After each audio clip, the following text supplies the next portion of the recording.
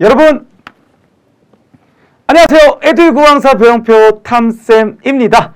자, 오늘 우리 지방직 7급 시험 보신 분들 너무 고생 많으셨습니다. 그리고 또 7급을 준비하시려고 여기 와 계신 분들께도 감사의 말씀 드립니다. 오늘 우리 국어와 관련된 거 우리 학생분들 조금 좀 고민이 많으셨을 수도 있어요. 일단 이번에 국어 시험은요, 사실 난도적으로 본다면, 객관적 난도적으로 본다면 사실 쉬운 시험은 아니었지만 그렇다고 해서 어려운 시험은 아니었거든요. 그러니까 객관적 난도로 본다면 한 중정도로 보는 게 적절한데, 실제 우리 학생분들께서 지금 현장에서 느끼신 체감 난도는 중상 정도 이상은 되는 듯 합니다. 근데 그게 또 공감은 되는 게 뭐냐면, 우리가 그동안 사실 국어 시험이 원체 쉽게 나왔었거든요. 그거에 비한다면 꽤 당혹스러우셨을 수 있다. 그리고 문법 같은 경우도 그동안은 좀 진짜 좀 단순한 유형으로 나왔는데, 이번에는 이론 문법, 우리 어미 찾는 문제 있었죠? 그게 좀 깊이 있게 나왔거든요. 그래서 우리 학생분들이 좀 어려우셨을 수 있고, 그리고 뭐 문학 같은 경우도 사실 낯선 작품들도 좀 있었고요. 플러스 해석이 좀 안 될 법한 고전시가 가지고서 낸 그 문제도 있거든요. 그렇다 보니까 우리 학생분들께서 당혹스러워하신 듯 합니다. 그리고 비문학에서 소위 얘기하는 논리형 문제, PSAT형 문제가 출제되면서 이 역시 우리 학생분들을 당혹스럽게 만든 것 같습니다. 근데 뭐 사실 문법 문제든 뭐 아니면 문학 문제든 PSAT 문제든 사실 잘 따져본다면 아주 어려운 문제들은 아닌데, 아까도 말씀드렸지만 우리 학생분들께서 좀 많이 당황스러워하신 게 아닌가라는 생각은 듭니다. 그래서 우리 학생분들의 그 체감 난이도를 반영한다면 중상이다, 난도가 중상 정도 된다, 요 정도 말씀드릴 수 있을 듯 합니다. 자세한 총평 그리고 난도와 관련된, 그리고 앞으로 학습법은요, 제가 올려드렸거든요. 파일로. 그 글을 한번 읽어봐 주시기를 부탁드리겠고요. 일단 이번 시간에는 총평보다는 문제풀이에 한번 집중해서 진행해 볼 수 있도록 하겠습니다. 자, 그러면 거두절미하고 1번 한번 들어가 볼 수 있도록 하겠습니다. 자, 1번 갑니다. 다음 연설에 대한 설명으로 가장 적절한 것은 그랬어요. 이거 일단 2번이죠. 권위 있는 자료를 인용하여 설득력을 높이고 있다라고 했는데, 시작부터 올림픽 헌장은 하고 권위 있는 자료를 딱 얘기하고 있잖아요. 그죠? 그렇기 때문에 정답은 2번이 된다. 이렇게 가시면 되고요. 뭐 1번은 어렵지 않으셨을 거라고 생각이 됩니다. 2번 갑니다. 다음 글의 내용과 부합하는 것은 그랬습니다. 1번 보시면 사적 건축은 국민의 삶의 질을 높이는 역할을 해야 된다. 근데 사적이 아니라 이거 공적이겠죠. 그죠? 그 다음에 2번 사적 건축은 국민 다수의 보편적인 취향을 반영해야 된다. 국민 다수의 보편적인 취향을 반영하는 것 역시나 공적입니다. 그 다음에 3번 공공건축은 지역의 정체성을 반영한 소통의 장이 되어야 된다. 요거죠. 요거 밑에서 세 번째 줄입니다. 그러면서도 사적 건축으로는 하기 어려운 지역의 정체성과 문화적 전통도 보존해야 한다. 정답 3번 되죠. 4번 공공건축은 사적 자본을 활용하여 다수가 누릴 수 있는 공간을 만들어야 된다. 요거는 역시나 공공건축 얘기와 좀 멀어지죠. 왜냐면 위에서 두 번째 줄 보면 공공건축은 정부나 지방자치단체가 주도하면서 사적 자본이 생산해낼 수 없는 공간을 생산해내야 된다라고 얘기하고 있습니다.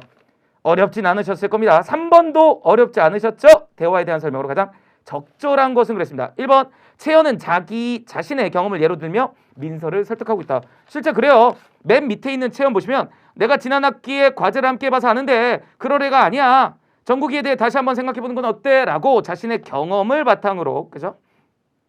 민서를 설득해 나가고 있다. 이렇게 볼 수 있고요. 정답 1번. 그 다음에 4번. 다음 글의 주된 서술 방식으로 가장 적절한 것은 그랬습니다. 요거 정답 유추죠. 제가 맨날 유추 말씀드리잖아요. A라고 하는 개념을 설명해야 되는데 이 개념은 우리에게 매우 낯설고 어렵다. 그래서 A를 막바로 설명하는 건 좀 무리가 있다. 그래서 B를 가져온다. 근데 이 B는 우리한테 쉽고 익숙한 대상이다. 근데 다행스러운 건 뭐냐? 두 개가 닮았거든요. 그래서 낯설고 어려운 A라는 개념을 이해시키기 위해 우리에게 쉽고 익숙한 개념인 B를 끌어와서 얘를 통해서 얘를 이해시켜 나가는 방법, 요게 유추라고 제가 말씀을 드렸죠. 딱 그 내용이잖아요.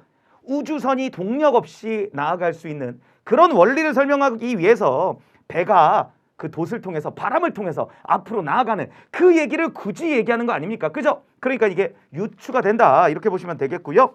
그리고 5번 같은 경우는 말 그대로 퍼펙트하게 완전하게 만들어야 된다는 얘기죠. 그죠? 그러니까 천이 무봉이 정답이 될 수밖에 없겠죠. 정답 4번. 그 다음에 6번 밑줄 친 부분에 한자 표기가 옳은 것은 그랬습니다.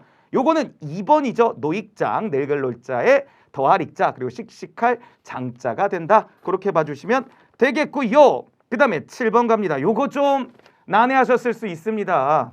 일단 우리 학생분들한테 표준어를 묻고 있는데 이 표준어가 그동안 여러분들께서 좀 문제 풀면서 많이 접해봤을 법한 그런 것들로만 선택지가 다 채워져 있다면 쉬운데 한두 개라도 조금 좀 낯설 법한 게 들어가 있으면 사실 어려울 수밖에 없거든요. 일단 여러분들의 어려움 공감합니다. 요 7번은 어려우셨을 수 있어요. 1번 한번 가보면요. 꼬매다가 아니라 요거는 꿰자로 가야 됩니다. 꿰매다. 매자도 적어드리면 꿰매다로 가야 된다라는 거 기억해 두시고요. 그래서 정답이 바로 1번이에요. 근데 나머지는 맞아요. 빠싹하다, 개면, 적게, 우리 적다냐 적다냐 요거 붙이는 거 한글 맞춤법 규정에서 배우셨거든요. 정말 적다라는 의미가 있냐 없냐 뭐 요런 것들로 구분을 했었죠. 그래서 뭐 예를 들면 맛적다, 할 맛이 안 난다, 맛적다, 그건 정말 적다의 개념이 있으니까 적다다 뭐 이렇게. 근데 멋적다는 정말 적다의 개념이 없기 때문에 적다다 뭐 이런 식으로 배웠었었죠. 개면 적다도 적다에 해당한다. 그리고 어중대다 요것도 좀 낯서실 수 있는데 요런 단어가 있어요. 근데 사실 좀 익숙할 수도 있는 단어인데 우리 학생분들께서 실제 현장에서는 좀 낯설어 하신 듯 합니다. 그 다음에 8번 한번 가볼게요. 요게 이번에 우리 학생분들한테 또 좀 킬러 문제로 작용한 문법 문제인데요. 사실 이번에도 문법 문제의 비중이 그렇게 많이 출제되지는 않았습니다. 그런데 이 8번 문제를 엄청 어려워하신 듯 합니다. 근데 이게 좋아요. 이게 그동안 나왔었던 문법 문제에 비해서는 좀 심화해서 좀 디테일하게 물어본 건 팩트인데 그렇다고 해서 이 8번이 지연 말단적인 걸 바탕으로 우리 학생분들의 소위 얘기하는 뒤통수를 치는 문제 그런 컨셉으로 출제된 거냐? 아니다 그거죠. 이거 제 수업 열심히 들어보신 분들 아시잖아요. 맨날 수업 시간마다 외칩니다. 어미의 종류를 나열해야 된다 하면서 쫙 엄청 복잡하게 선어말어미부터 어말어미까지 쭉쭉 나누고요. 그것에 대한 특성들을 여러분들이 열심히 공부하시고 정리하셨을 거거든요. 그런 학생들이라면 이게 과연 8번이 킬러 문제로 적용될 수 있는 그런 문제냐라고 한다면 사실은 아닙니다. 그러니까 난도 자체가 낮다라기보다는 낮은 건 아니에요. 엄밀히 말하면 좀 심화돼서 물어본 건 팩트입니다. 팩트인데 그렇다고 해서 얘가 대표성 없는 문제냐? 그건 절대 아니다 그거예요. 대표성 있는 부분을 대표성 있게 조금 심화해서 물어봤다. 이렇게 보시면 좋습니다. 자, 한번 가본다면요. 일단 우리 이런 논리 한번 가져가 볼까요? 제가 맨날 어미를 나눠드리잖아요. 선어말 어미라는 게 있고요. 어말 어미라는 게 있어요. 그때 어말 어미는 말 그대로 말 끝에 오는 어미고 선어말 어미는 먼저 선자예요.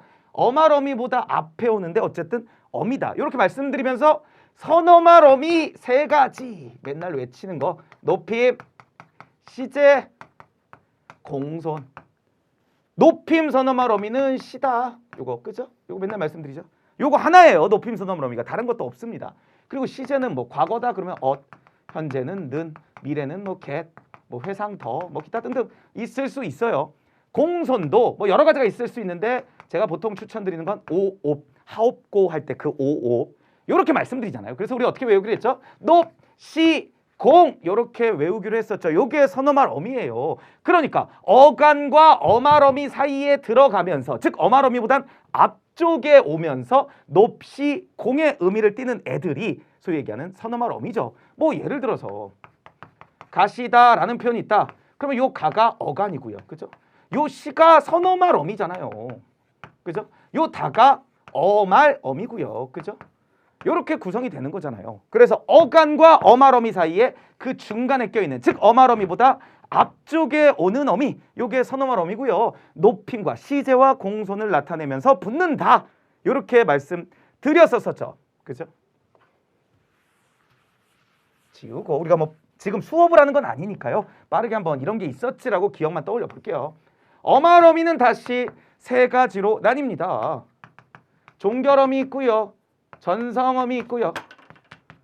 연결음이 있다. 이렇게 맨날 가죠. 종결음이는 이게 붙어서 말 그대로 문장이 끝나는 거예요. 문장이 끝나는 게 종결음인데 어떻게 끝나느냐에 따라서 무려 5가지로 나뉩니다. 평범하게 끝내면 평서형, 물어보면서 끝내면 의문형, 명령하면서 끝내면 명령형, 청류하면서 끝내면 청류형, 감탄하면서 끝내면 감탄형이죠. 그죠? 그래서 5가지 평서, 그리고 의문, 명령, 청류, 감탄 이렇게 종결어미가 5가지 종류가 있다. 그리고 전성어미는요. 다시 3가지가 있습니다. 관형사형 전성어미 이런 것들 기억나세요? 부사형 전성어미, 그 다음에 명사형 전성어미 이런 것들 이렇게 3가지가 있다. 그리고 연결어미 같은 경우도 3가지가 있다. 대등적 연결어미, 종속적 연결어미, 보조적 연결어미 뭐 이런 것들 이렇게 종류가 다양하게 나뉘어졌었습니다. 그럼 예를 들어서 이렇게 되는 거예요. 뭐 가시다라는 단어가 있어요. 아까도 했었죠? 어간이에요. 가가 그죠? 그리고 요 시가 선어말 어미였잖아요. 그죠? 그러면 이 단은 뭐냐? 어말 어미고요. 일단 맞죠? 더 디테일에 가면 붙어서 끝났으니까 뭐다? 종결어미. 종결어미인데 평범하게 끝냈으니까 평서형 종결어미가 된다. 논리가 뭐 이렇게 되는 거죠. 그죠? 가시며 그랬어요. 그러면 논리 똑같은데 어말어미인데 그 뒤에 내용을 이어주고 있다. 그죠? 가시며 이러면 이게 연결어미인 거예요. 이해되십니까? 뭐 그리고 뭐 예를 들어서 먹기 그랬어요. 그럼 요게 어간이고 요게 뭐다? 명사의 느낌으로 바꿔주는 명사형 전성어미다. 성격 바꿔주는 어미들이었잖아요. 이런 식으로 구성이 된 거고 이런 부분과 관련해서 찾을 수 있냐? 제대로 분류할 수 있냐? 이거를 좀 물은 거죠. 그죠? 그럼 한번 살펴보겠습니다. 먼저 1번 같은 경우 모시겠지만 그랬어요.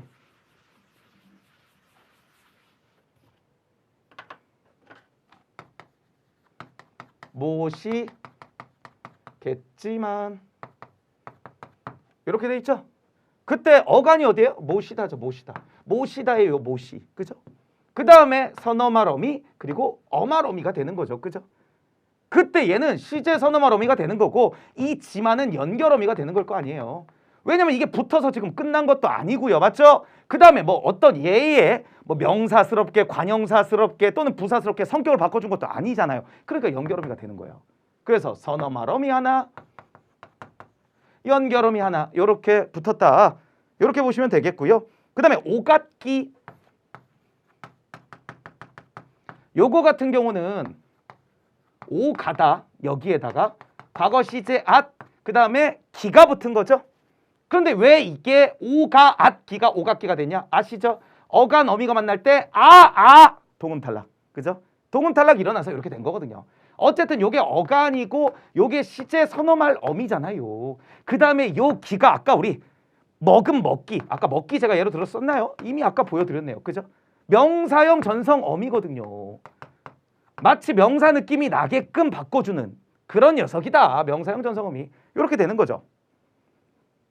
그러니까 2번도 괜찮아요. 3번 가보면 들이셨을 텐데 이것도 한번 볼까요?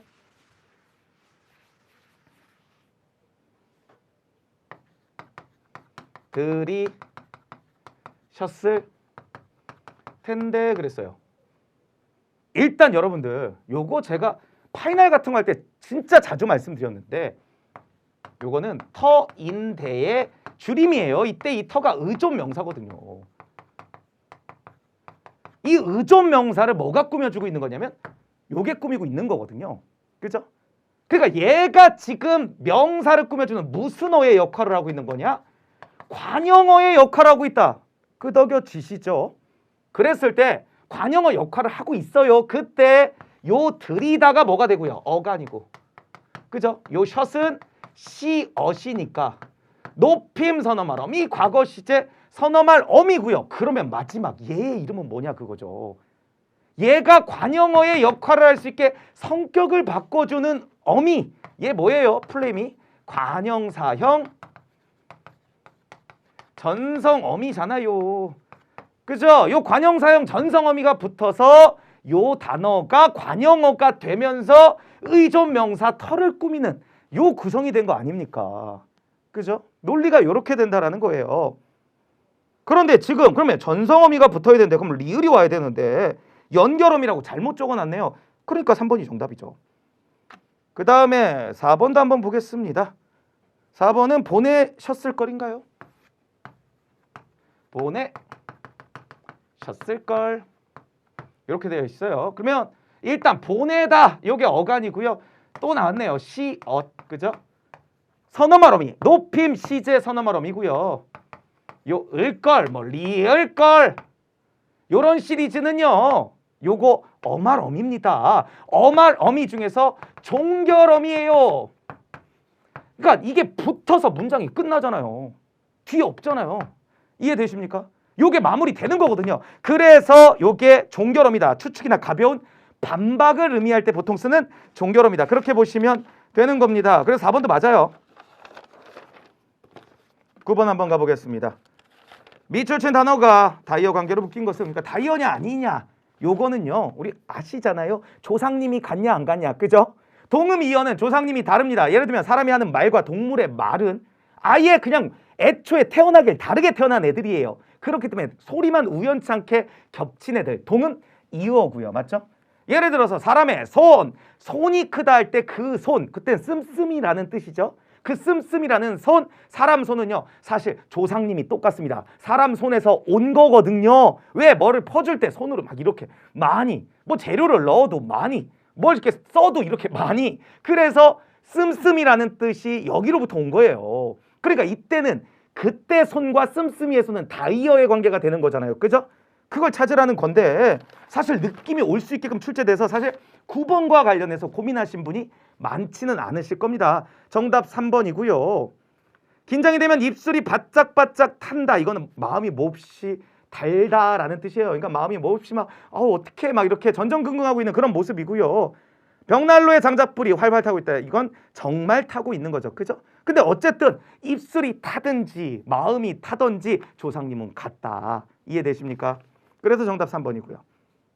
그 다음에 10번 갑니다. 요거 학생분들 좀 어려워하셨어요. 한수마 세한수마 요거 근데 지금 이 자리에서 이거 해석하시기가 만만치 않았다는 건 팩트. 그거 인정합니다. 인정하는데 확실한 건 뭐냐? 얘는 주요 작품이고 메인 작품입니다. 그렇기 때문에 우리 학생분들께서 뭐 기본 심화이론, 뭐 기본이론 이런 데서 배워보셨던 아니면 기출에서 보셨던 아니면 사설 문제집에서 보셨던 확실한 건 시험 보시기 전까지는 만나보셨어야 될 작품이다. 그러면서 가볍게라도 한번 정리를 해 두셨어야 될 작품인 건 팩트다. 그러니까 한 번 만나는 게 아니라 여러 번 만나보셨어야 될 작품인 건 팩트다 그런 얘기죠. 그래서 미리 정리가 돼 계셨다면 사실 어렵지 않은데 그 자리에서 이걸 만약에 이 작품 자체를 몰랐다. 그러면 그 자리에서 풀기는 사실은 만만치 않았던 건 팩트입니다. 그러니까 주요 작품의 정리의 중요성이 다시 한번 떠오르는 거고요. 항상 말씀드리죠. 주요 작품 정리 중에서 고전시가 주요 작품 정리는 특히 더더 중요하다. 항상 이렇게 말씀드립니다. 그럼 1번 갑니다. 부사어를 활용하여 시적 대상의 존재를 부각하고 있다 그랬어요. 여기서 시적 대상이 한숨이거든요. 그런데 거기에 세 번째 줄 보면은 그 세 번째 줄 앞에까지가 어떤 내용이냐? 한숨이 막 나한테 자꾸 막 들어와요. 그래서 내가 막 어떻게든지 문을 닫고 잠그고 해가지고 막아놨다 그 말이에요. 그 세 번째 줄 끝에가 못 들어오게 막았는데 그 뒤에 병풍이라 덜컥 접은 족자라 대덱을 만다 이렇게 나와요. 여기가 해석이 좀 어려우실 수 있어요. 병풍처럼 덜컥 접고 그러니까 병풍처럼 덜컥 접고 그 다음에 족차처럼 대굴대굴 말았느냐 이런 뜻이거든요. 그러면 거기서 덜컥 대굴대굴 이게 뭐예요? 요게 부사어고요. 요걸 통해서 한숨이 어떻게든 들어올 수 있게끔 모양을 바꾸고 있다는 걸 알 수 있어요. 그래서 1번 부사어를 활용하여 시적 대상의 존재를 부각하고 있다. 1번은 맞는 얘기가 되는 거예요. 그 덜컥과 대굴대굴 때문에요. 그 다음에 2번 의인한 시적 대상과의 대화를 통해 시상을 전개하고 있다. 요게 정답이죠. 일단 그 한숨이 의인화되어 있는 건 맞아요. 맞는데 대화를 나누고 있는 건 아니에요. 일방적으로 내가 한숨한테 얘기를 하고 있는 거지 한숨이 나한테 하는 말이 한마디도 없어요. 그렇기 때문에 2번은 틀렸다. 이렇게 가셔야 되고요. 그 다음에 3번 동일한 구절을 반복하여 시적 대상에 대한 화자의 감정을 강조하고 있다. 동일한 구절 반복되는 부분이 있죠. 어느 틈으로 들어오느냐 이 부분이죠. 그죠? 이 부분이 강조되고 있고요. 화자의 감정이 강조되고 있죠. 도대체 왜 나한테 이렇게 한숨이 자꾸 들어오는 거야? 왜 이렇게 걱정거리가 많아지는 거야? 이렇게 자신의 감정을 강조하고 있습니다. 그 다음에 4번 유사한 종류의 사물들을 열거하여 시적 대상을 향한 화자의 의지를 드러내고 있다. 거기 두 번째 줄부터 세 번째 줄까지예요. 그러니까 온갖 뭐 자물쇠 관련해 가지고 막 뚝딱딱딱딱 다 닫고 있고 막 폐쇄하고 있고 그런 모습이거든요. 그래서 어떻게든 한숨을 막아보겠다라고 하는 화자의 의지가 나타나고 있다. 이렇게 볼 수 있습니다. 그 다음에 11번 가겠습니다. 다음 글에 대한 이해로 적절하지 않은 것은 뭐 이거는 근거 찾으면 되니까 어렵지는 않으셨을 겁니다. 1번 나의 입장에서 볼 때 조계사와 대응사는 우열의 관계가 아니다 그랬습니다. 거기 위에서 두 번째 보면 A 대응사도 대찰이에요. 그럼 내 입장에서는 그게 그거다 이런 얘기죠. 1번 맞는 얘기고요. 2번 나의 입장에서 볼 때 책을 쓰는 것은 공부 많이 한 스님이 갖춰야 할 조건이다 그랬어요. 근데 그거 위에서 둘, 넷, 다섯 번째 끝에 보면 책은 많이 썼는가? 책이라뇨? 스님들이 책 많이 쓰지 않나요 요즘? 에이 지명스님은 그런 거 안 써요. 그러니까 나는 대수롭지 않게 여기는 거예요. 오히려 그가 책을 썼냐 안 썼냐 이걸 가지고 공부를 많이 한 스님이냐 아니냐를 따지고 있다 이렇게 가셔야 되겠고요. 정답 2번이에요. 3번 그의 입장에서 볼 때 지명스님은 못 나간 사람들에 속한다 그랬어요. 맞아요. 이거 끝에서 두 번째 줄 에이 그건 못 나간 사람들이 만들어낸 변명이야. 요게 지금 지명스님 얘기하고 있는 거니까요. 그 다음에 4번 그의 입장에서 볼 때 중앙청에 있는 스님들은 중앙청이 아닌 곳에 있는 스님들보다 공부를 많이 한 사람이다 그랬는데 요거 같은 경우 위에서 세 번째 줄 그래도 중들의 중앙청은 역시 조계사 아닌가 그렇게 얘기하면서 가운데 중략보다 조금 더 위에 그러면 공부를 많이 한 스님이 아니야 라고 얘기하고 있죠. 그러니까 중앙청에 있어야지 메인이고 공부를 많이 하신 분이다 이렇게 얘기하고 있는 겁니다. 그 다음에 12번 한번 가보겠습니다. 다음 글의 내용과 부합하지 않는 것은 그랬습니다. 1번 복제와 관련된 기술의 발명은 예술을 둘러싼 상황을 변화시키는 데 기여했다. 요거 밑에서 둘, 넷, 여섯 번째 줄 이러한 상황의 변화는 예술이 무언가를 고민하게 만들었다. 뭐 요 정도 가시면 되고요. 2번 기술 복제 시대 전에도 귀족은 예술 작품을 실용적으로 사용했다라고 얘기하고 있어요. 요게 정답이죠. 메뉴에 바로 있죠. 과거의 예술은 고급 예술만을 의미했다. 특별한 재능을 가진 예술가의 작품을 귀족과 같은 상층 사람들이 제한된 장소에서 감상하기만 했다. 2번 정답. 3번 기술 복제 시대에는 진본성을 갖추는 것이 예술 작품의 필수 조건이 되지 못했다 그랬어요. 요거 같은 경우는 밑에서 둘, 넷, 다섯 번째 이전까지는 예술 작품이 진본성, 유일성을 가져야 한다고 보았지만 이러한 기술 복제 시대에는 이와 같은 조건이 적용될 수 없었기 때문이다. 뭐 요 부분이죠. 그 다음에 4번 기술 복제 시대에는 인테리어 소품이 예술에 포함될 수 없었지만 기술 복제 시대 전에는 인테리어 소품이 예술에 포함될 수 없었지만 기술 복제 시대에는 포함될 수 있었다.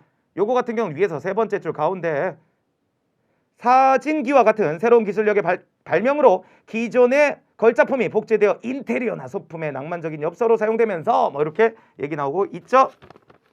13번 가와나에 들어갈 말로 가장 적절한 것은 13번도 사실 PSAT형 문제라고 볼 수 있는데 우리 학생분들이 사실 센스 있게 충분히 풀 수 있는 문제였어요.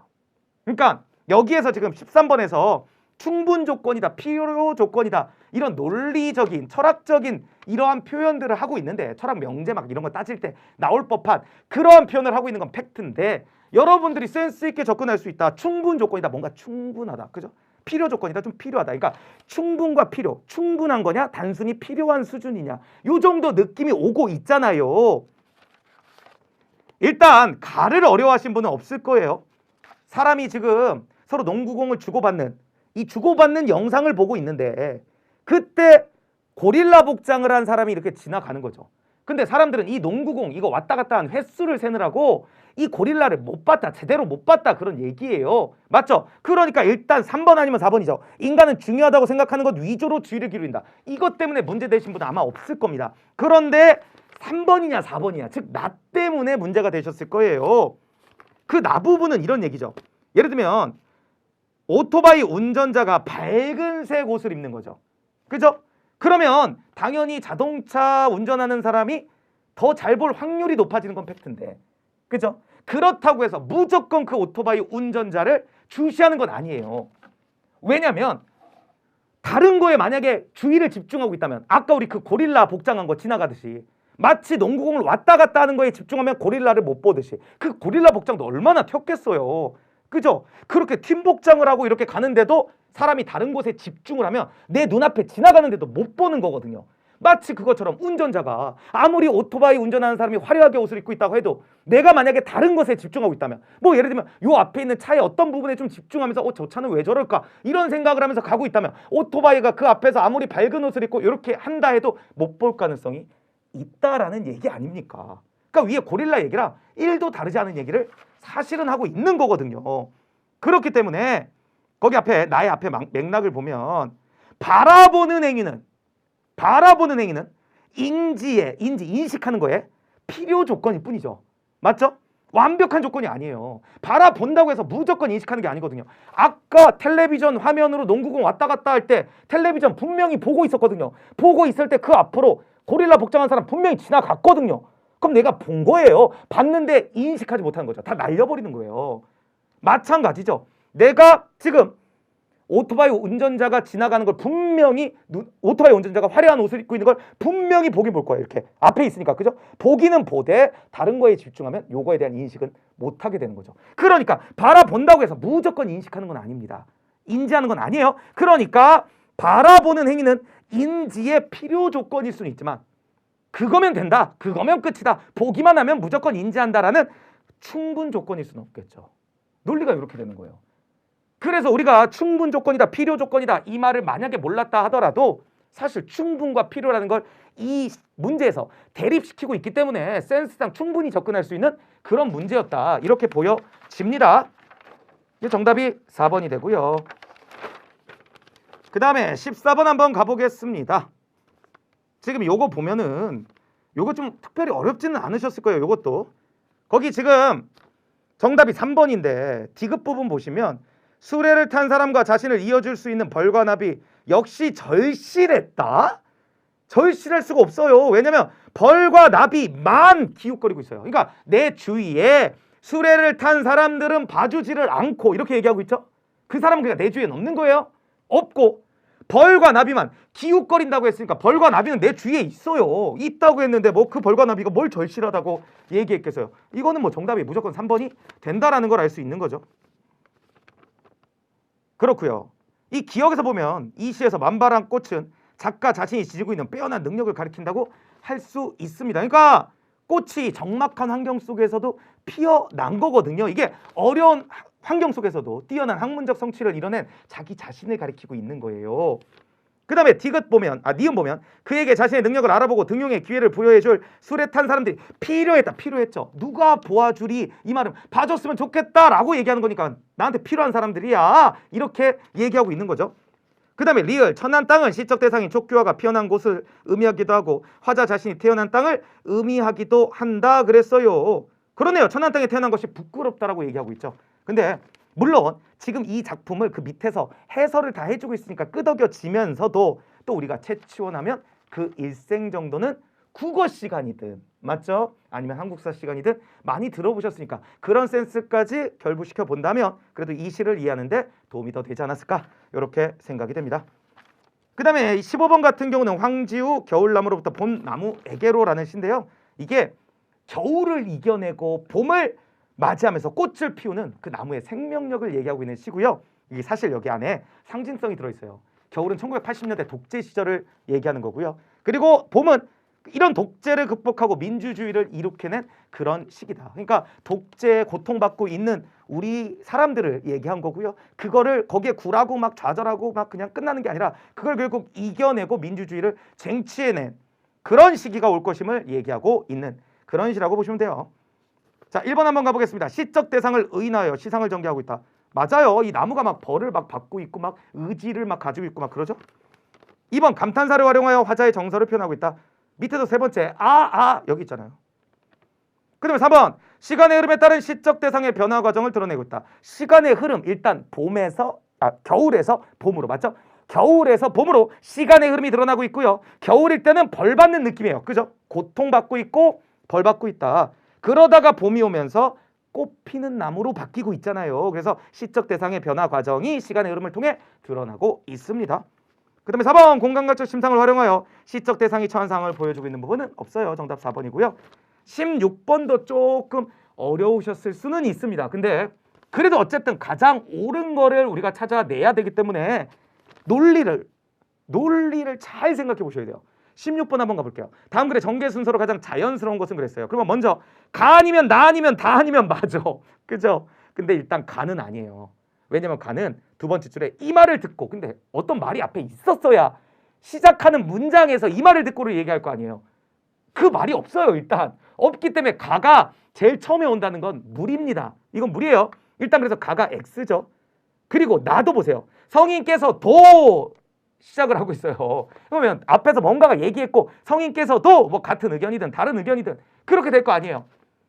근데 나가 처음에 오면 어색해질 수밖에 없는 거죠. 그죠? 물론 정말 억지로 만든다면 이 나가 처음에 올 수도 있어요.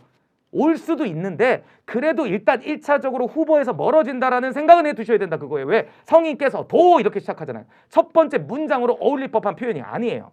그럼 일단 1, 2번이 끝났네요. 그러면 3, 4번인데 다 아니면 맞아. 근데 엄밀히 말하면 다로 시작해도 되고 순서상 마로 시작해서 나쁠 건 없어요. 그러니까 마가 처음에 와도 안 될 건 없다 그 말이에요. 그런데 마 다음에, 그럼 4번이 만약에 정답이라면 마 다음에 라가 와야 되죠. 그 다음에 가가 와야 되는데 이 가에서 아까 이 말을 듣고 이 얘기가 나왔잖아요. 근데 마하고 라를 아무리 읽어봐도 이 말을 듣고 라는 얘기를 할 법한 그 말이 없어요. 이해되십니까? 결국 이 가의 이 말을 듣고가 참 우리에게 많은 힌트를 주는 거예요. 그래서 4번은 아닙니다. 그러니까 정답이 3번이 되는 거거든요. 예를 들어서 다 같은 경우에 근래에 어떤 자가 반관으로 이름을 떨쳐 겉모습을 단정하게 꾸미는 것을 가시기요 허이라고 한다 이렇게 얘기한 거죠. 어떤 사람이. 그러니까 이제 뒤에서 가가 올 수 있는 거예요. 이 말을 듣고 이게 올 수 있는 겁니다. 그러니까 다가 있어줘야 가가 존재할 수 있는 거예요. 그러니까 뭐라고 얘기한 사람을 언급해 줬어야 이 말을 듣고를 받는 표현으로서 가져갈 수가 있는 거거든요. 그 정답이 3번이 된다. 이렇게 보시면 돼요. 그 다음에 17번은 어렵지 않으셨을 거예요. 이건 정답 3번이죠. 디귿을 남편의 의견을 따르는 여성 주인공 모습으로 고친다. 그 디귿 부분 보면 남편과 갈등을 일으키는 여성 주인공의 모습을 부각해서 이렇게 인과로 가고 있죠. 사랑과 이해에 기반한 순종과 순응을 결혼 이주 여성이 갖춰야 할 덕목으로 묘사한 것이다. 그럼 안 맞네요. 갈등을 보여줌으로써 그 뒤에 순종과 순응 안 맞죠, 그죠? 남편의 의견을 따르는 여성 주인공의 모습을 보여줌으로써 순종과 순응 요 말이 맞게 되는 거겠죠, 그죠? 그래서 정답이 3번이 되겠고요. 18번 갑니다. 요것도 PSAT형 문제인데 우리 학생분들 18번에서도 아마 한참 헤매시지 않으셨을까 생각이 들어요. 요 18번 같은 경우를 보면은 지금 요런 맥락이거든요.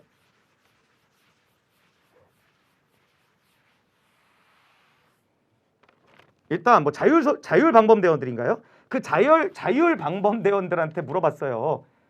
자신의 의지대로 자기가 하고 싶어서 왔냐? 그죠? 이걸 자기지향적이라고 얘기하고 있죠. 자기지향적 동기, 그죠? 이거를 자기라고 한번 적어볼게요.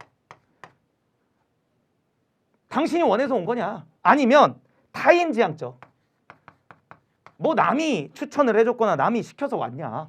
이렇게 물어봤죠. 그랬더니 대답이 이렇게 세 가지로 갈리죠. 제가 오고 싶어서 왔습니다. 요 분하고요. 그 다음에 뭐 추천받고 왔습니다. 요런 분하고요. 섞여 있는 분도 있다라고 분명히 얘기하고 있죠. 이렇게 얘기를 하고 있는 거예요. 그러면서 이걸 조사해봤더니 2달 동안 조사해봤더니 일단 자기지향적 성격을 갖는 사람이 타인지향적 성격을 갖는, 그러니까 자기지향적이라고 얘기한 사람이, 자기지향적 동기라고 얘기한 사람이 타인지향적 동기라고 얘기한 사람보다 일단 참여율이 높았다. 그러면 이 사람이 참여율이 높았던 거고요. 여기는 참여율이 떨어진 거고요. 맞죠? 그 다음에 어쨌든 자기지향적이 있다라고 얘기한 사람이니까 여기에도 들어갈 수가 있죠. 요거 역시 들어갈 수가 있죠. 그죠? 그러니까 여기에 해당하는 사람이 여기에 해당하는 사람보다 어떻다? 참여율이 더 높다라는 걸 알 수 있어요. 그러면 1번 보세요. 자기지향적 동기만 가진 사람은 타인지향적 동기만 가진 사람보다 행위의 접근성이 높다. 이거를 가진 사람은 이거를 가진 사람보다 행위의 적극성이 높다? 끄덕여지는 부분이죠. 이해되십니까? 그러면서 뭐라고 얘기를 하고 있냐면 전자의 경우, 이 전자를 지금 요걸로 두고 있거든요. 이 전자의 경우에는 타인 지향적이라고 얘기한 사람이 더 참여율이 높았다. 즉 요거와 요거 중에 이게 들어간 경우, 그러니까 요거겠죠. 이게 이것보다 더 참여율이 높았다라고 얘기하고 있는 거거든요. 요 논리까지 지금 가져가 주고 있는 거예요, 뒤에서. 그랬을 때 2번 보세요. 타인 지향적 동기를 가진 사람은 자기 지향적 동기를 가진 사람보다 행위의 적극성이 높다. 일단 여기서 아니죠. 그죠? 그 다음에 3번. 자기 지향적 동기는 행위의 적극성에 긍정적 영향을 주기도 하고, 맞죠? 부정적 영향을 준다. 근데 어디에서 부정적 영향을 주죠? 타인이 껴있을 때, 이때 자기만 있는 것보다 타인이 껴있는 게 더 높다라는 거지. 이해되십니까? 자기를 가졌을 때 부정적 영향을 끼친다라는 근거는 찾을 수가 없어요. 그래서 3번은 틀린 거예요. 그 다음에 4번. 자기 지향적 동기가 행위의 적극성에 긍정적 영향을 주는 경우는 타인 지향적 동기는 부정적 영향을 준다. 근데 타인 지향적인 게 부정적 영향을 주는 것만은 아니에요. 여기서 보면 긍정적 영향을 줄 때도 있어요. 이게 두 개가 섞여 있을 때 타인 지향적인 얘기가 들어가면 오히려 요것만 있을 때보다 더 올라가게 된다. 논리가 이렇게 되는 거거든요. 그게 정답이 1번이에요. 이 18번 같은 경우는 좀 전에도 말씀드렸지만 우리 학생분들께서 꽤 헤매셨을 수는 있다. 헤매셨을 수는 있는데 이런 PSAT형 문제는요. 우리 사실 2022년 지방직 9급에서 앞으로 공무원 시험 문제로 출제될 수 있다라는 걸 이미 예고한 바가 있어요. 그래서 저는 사실 그것보다도 더 전에 우리 학생분들께 지방직 시험, 국가직 시험 보기 전에도 심지어 국가직 9급, 그러니까 올해 4월 달 전에도 제가 계속 언급을 드렸어요. 올해 시험부터는 PSAT형 문제가 자주 출몰할 수 있다. 그 시작점이 될 수 있는 해다. 그러니까 PSAT형 문제를 최대한 많이 풀어보면서 접해보면서 그래도 나름 익숙하게 만들어라. 왜냐면 우리가 일반적인 비문학 유형, 그러니까 지문에서 간단하게 근거 찾는 유형, 이런 유형들은요 이미 많이 익숙해요.